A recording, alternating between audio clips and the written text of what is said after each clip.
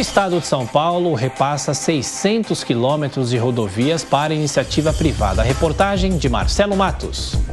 O governo paulista transferiu à iniciativa privada 600 quilômetros de rodovias das regiões de São José do Rio Preto, Araraquara, São Carlos e Barretos, com a previsão de 13,9 bilhões de reais em investimentos nos próximos 30 anos.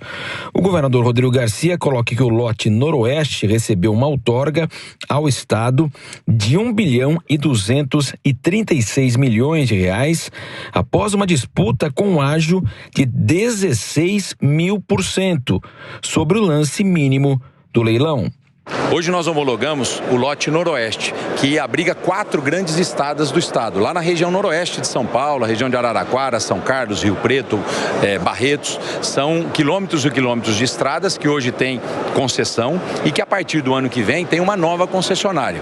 Essa nova concessionária vai reduzir o valor dos pedágios em mais de 15%, vai implantar o desconto do usuário frequente e vai fazer mais de 13 bilhões de obras. Obras importantes, como por exemplo as marginais de São Carlos, a terceira faixa entre São Carlos e Araraquara, as marginais de São José do Rio Preto, a duplicação ali em Ibitinga, ou seja, muitos investimentos com pedágios mais baratos e que vai ajudar no desenvolvimento da região. A cobrança de pedágio vai mudar no estado de São Paulo nos próximos anos. Tudo indica que a partir de 2024 o estado já terá a cobrança através dos pórticos com câmeras que leem a placa do veículo e a cobrança é posterior. Inclusive, as concessionárias poderão até adotar tarifas mais baratas para quem circula com maior frequência nos seus trechos de concessão. Hoje nós temos o pedágio que não necessita da parada nas cabines, o pedágio eletrônico e também a cabine manual na qual o motorista para e paga a sua tarifa com dinheiro. Então, no futuro, nós teremos uma mudança radical em relação à cobrança dos pedágios no estado de São Paulo.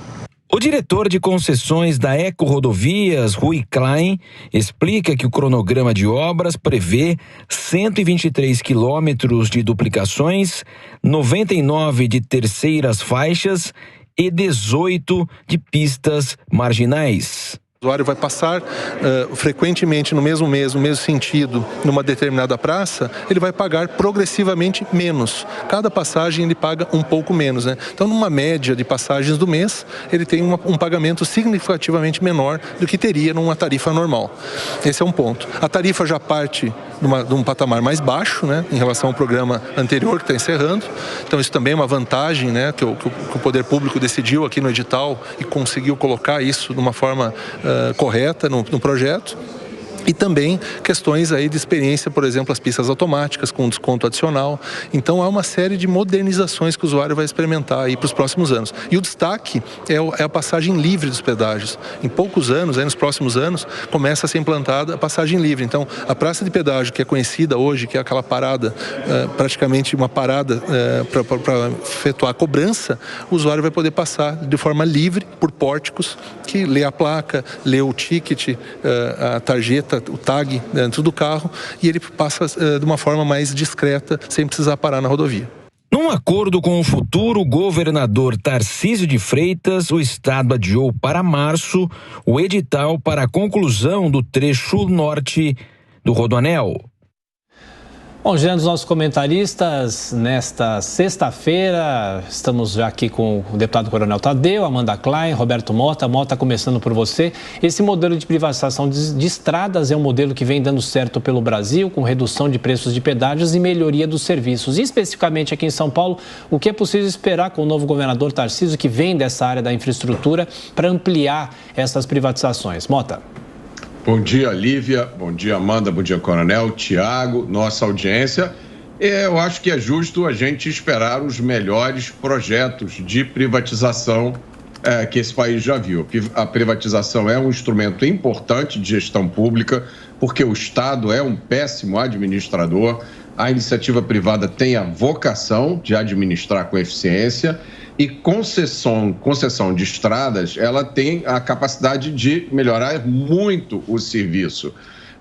A iniciativa privada consegue fazer investimentos que o Estado não consegue. O segredo disso é a modelagem da privatização. Essa modelagem, né, está no processo de licitação, de concessão, no tipo do contrato que é feito e no controle que é feito depois que o contrato está em vigor. Nós temos no Brasil casos excepcionalmente bem-sucedidos e alguns casos de fracasso. Inclusive, tem uma situação que às vezes acontece nesse tipo de concessão, que é quando a concessionária entra no leilão e ela faz uma estimativa muito grande do número de veículos que vai passar aí. Isso permite a ela entrar com o lance baixo no leilão, ela ganha aquele contrato e aí passa 6 meses, ela volta para o governo e diz o seguinte: olha, o volume de veículos era muito mais, o volume real é muito mais baixo do que o que eu calculei, eu preciso reajustar o contrato. Então é preciso ficar alerta para isso, mas eu tenho certeza, se tem alguém com a capacidade de fazer isso bem, é o atual governador eleito, Tarcísio de Freitas. Amanda Klein, bom dia. Se falar em privatização de rodovias, né, no caso dessa reportagem que a gente mostrou, e privatização da Sabesp, por exemplo, que é um assunto que voltou a ser discutido pelo governo eleito aqui de São Paulo, Tarcísio de Freitas, são duas situações completamente diferentes. Qual a sua análise? Oi, Lívia, bom dia a você, Tiago, Mota, ao deputado Coronel Tadeu, nossa audiência da Jovem Pan. Eu acho que São Paulo e Minas serão 2 exemplos de governos talvez antagônicos nesse sentido ao governo federal, principalmente sob a ótica das privatizações. Essa é uma agenda que talvez marque uma das principais diferenças em termos econômicos também entre esses 2 governos, o que sai agora de Jair Bolsonaro e o que entra de Luiz Inácio Lula da Silva. Tanto que a gente já vê algum alarido, algum ruído, quando se fala, por exemplo, de política de preços da Petrobras. A Petrobras foi até uma coisa que uma das estatais, companhias de economia mista, melhor dizendo, que chegou a ser aventada para a privatização no final do governo Bolsonaro. Certamente não haverá esse modelo no governo Lula. Você pode continuar a concessão de algumas estradas, de alguns ativos, como já vinha sendo feito em outros governos do PT, provavelmente numa velocidade menor e mais ambiciosa do que o atual governo. E o Tarcísio de Freitas era o principal expoente desse modelo. Ele, o Diogo Macor, o Salim Matar, que eram secretários de desestatização, saíram antes do governo terminar. A gente viu a concessão aí de vários ativos. E em São Paulo isso deve continuar com rodovias, Porto de Santos, o estudo sobre essa Sabesp, que foi uma estatal. Houve essa discussão, esse debate durante a campanha eleitoral, inclusive nos debates propriamente ditos entre Tarcísio e Haddad, nos que eles participaram, debates televisivos, e agora o Tarcísio diz que vai estudar, tem que ver para estudar, ver qual será o melhor modelo, ver se compensa a privatização da Sabesp. A mesma coisa em Minas, o Romeu Zema deve enfrentar maior dificuldade porque ele não tem um grande apoio da Assembleia Legislativa para privatizar a CEMIG, por exemplo. E no governo federal a gente vai ver o contrário. Da mesma forma que você teve a capitalização da Eletrobras no governo Jair Bolsonaro, a gente não vê nada assim sendo feito no governo federal. Eles acreditam no modelo de investimento público, de retomar o investimento público, tanto que é uma das propostas dessa PEC de transição aumentar os investimentos públicos e assim, a partir desse modelo, atrair capital privado. Grande parte do mercado não enxerga dessa forma, enxerga que o capital privado tem que estar livre de amarras e ter mais segurança jurídica e atrativos econômicos para conseguir investir e liderar os investimentos no país. A verdade é que os investimentos públicos o investimento público vem caindo nos últimos anos, principalmente pressionado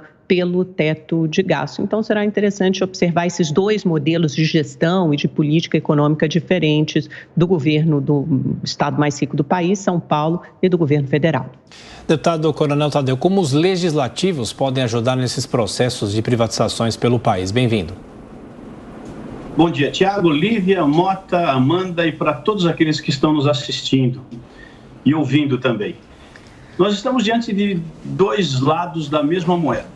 Aqui em São Paulo, o PSDB governou por 28 anos e, em matéria de infraestrutura, nos deu de presente muitas praças de pedágio, encarecendo a vida de todos os paulistas ou de todos os brasileiros que estão em São Paulo. Do outro lado, agora, nós temos o governador eleito Tarcísio Gomes de Freitas, que eu poderia até adjetivá-lo de o expert da infraestrutura.